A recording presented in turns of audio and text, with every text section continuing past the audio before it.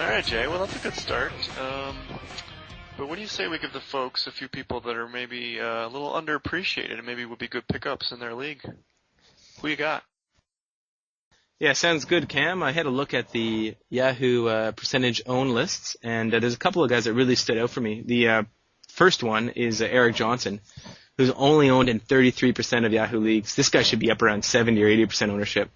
As a 19-year-old 2 years ago, he scored 33 points in only 69 games. So, that's almost a half a point a game there. So he's pretty much played at a 40-point pace as a rookie. So he's 2 years older. And I think this year he's cracking 40 points for sure. Even if he scored 50, it wouldn't really surprise me too much, to be honest. I think this kid is just going to be a machine this year. He started off pretty well in his first 2 games. He's picked up 2 assists and a +4. So he's definitely one that you should be targeting right now. That 33% is going to go way up. So make sure you're one of the guys that owns him on your team. Yeah, Jay, I got a better player than that. Ooh, that's a big call, Cam. And he's owned in less leagues, too? No. Yeah. So, Ryan Whitney, man. He's only owned in 29% of the leagues last time I checked. And, he's already put up 59 points in one season in the NHL. He's been over 40 another season. Even last year, he only got into 48 games, but it's still 23 points. So he's, basically scoring a point every other game. So, he's going to be one of the big guys on Anaheim's defense on the power play this year. Him and Niedermayer will probably be teaming up on the power play, so we'll be seeing a lot of minutes. I'm not the biggest fan of his normally because he doesn't really bring it in a lot of categories. He gets a few PIMs, but the shots are typically low, and the goals aren't usually that high. But he could be a guy that could go up, upwards of 40 points this year, and he'll give you a lot on the power play. So I think he's a solid addition and very underrated right now. Sounds good. Yeah, good call. Not sure why he's owned in so few leagues. There's obviously a few owners falling asleep out there. Let's go to a centerman now. Derek Brassard of the Blue Jackets is only owned in 37% of leagues, and this is a guy who's a number one center for his team. It was scoring at a .8 points per game pace last year before he was injured. And don't forget, he's got the fabulous Rick Nash on his wing. This guy is going to be getting 70 points this year. He's produced in the queue, had a really good AHL season before he was brought up in 2007, 2008, and he's everything in his track record said he's going to be a monster. The big thing with him is just staying healthy. And the 6th overall pick in 2006 should be a big success this year in Columbus. He should be owned in probably double the leagues he's owned right now as well. So, another case where there's I think probably the Yahoo rankings have hurt his numbers, or his ownership numbers. So the smart owners will get out there and have a look to make sure that he wasn't forgotten in their leagues. Yeah, I agree. That's a good one, man. I think Brassard's going to be really solid this year. He's just got to make sure he stays healthy. So definitely, health is a big key for him. Yes.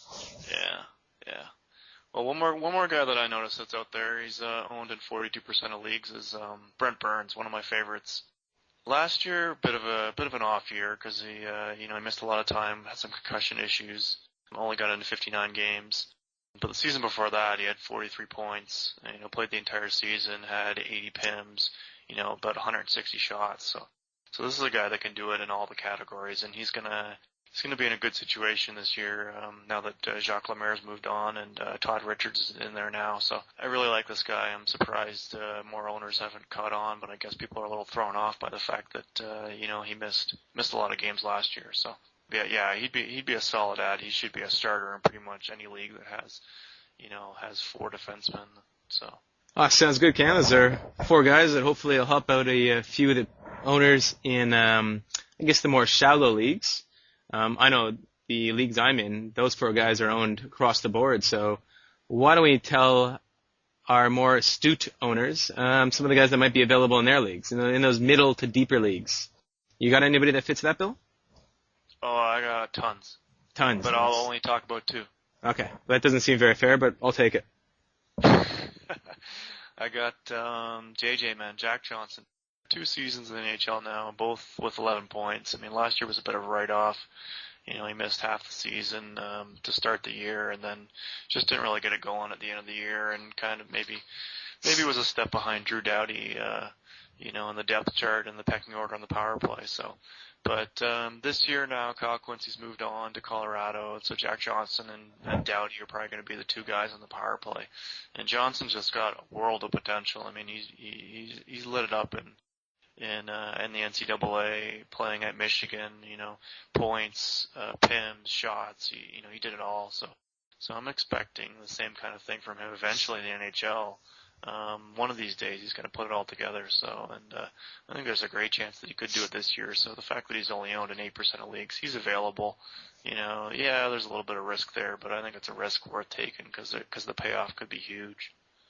Yeah, it's a good point. Those blue liners that can hit 30 points are pretty rare. So he's got that potential in him, but who knows? He could have another disaster year like he had 2 years ago, or even last year. But hopefully he'll put it together one of these years for us.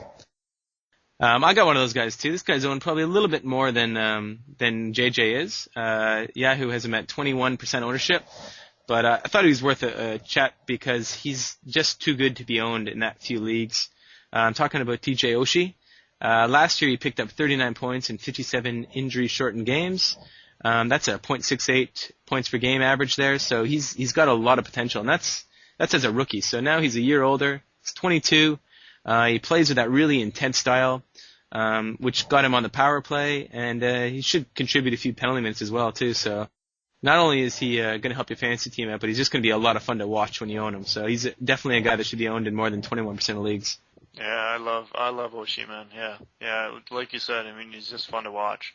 Great player. So, and yeah, I think he's in for a big year this year. I mean, he's got to make sure he stays healthy. But yeah, it's all there. It's only the sky's the limit for this kid. So. Yeah, I got another one of these guys. I got another defenseman. I'll go with the Leafs. Francois Beauchemin. He's only owned in 12% of leagues, I think, right about now. This is a guy. He's probably a little bit underrated because he only played 20 games with Anaheim last year. But he's moved over to the Leafs. He's going to be seeing first power play unit and a ton of ice time on this team. He's going to be the trigger man on the power play. Caberlet's going to be feeding him pucks, and he's just going to be rifling them on net. He had 7 shots in his first game. So I think he's going to probably go north of like about 30 points this year, and so that's pretty solid in the fact that he's available in all but about 10% of the leagues. It means that he's probably out there, so he's definitely worth a look. You got to watch out for that plus minus, but yeah, I think he's a solid risk to take. Sounds good. Last guy is only owned in, or last I checked, he's only owned in 9% of leagues. That's going to be going up really quick because he scored 2 goals in his first game of the year this year. I'm talking about James Neal for the Dallas Stars. This is a guy who scored 24 goals as a rookie last year and doesn't seem to really get a lot of attention for it. You add in the fact he had 51 penalty minutes and 171 shots and 9 power play goals, and this guy's going to be helping you across the board. If that wasn't enough, he did all that pretty much on the third line last year. This year he's going to be lining up with Brad Richards and Louis Eriksson on the second line. So he's got everything he needs to have a really monster breakout season. And the more and more I've been seeing this guy in camp, and obviously in his first game this year, the more and more I've been liking him. I actually think that this is the guy that you got to stop this podcast right now, go check your league and pick him up, because after his 2-goal game the other night, he's not going to be owned in only 9% of leagues for long. Definitely get on board with this guy quick. All right, Jay. Well, that was pretty good, man. First podcast in the books. Yeah, that's pretty solid, man. But I'm freaking tired, man. I'm going to bed. Go have sweet dreams about TJ Oshie. Every night, man. Every night, never fails.